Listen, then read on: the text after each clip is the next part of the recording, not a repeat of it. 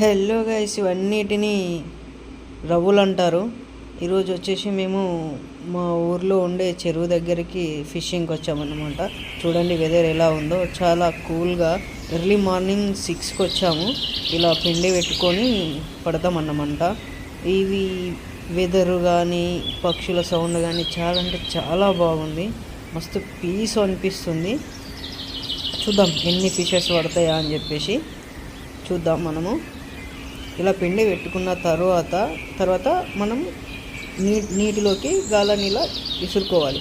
ఇలా విసురుకున్న తర్వాత చూడండి ఎట్లుండే అంటే ఫిషెస్ వచ్చి అలా వేయగానే ఇలా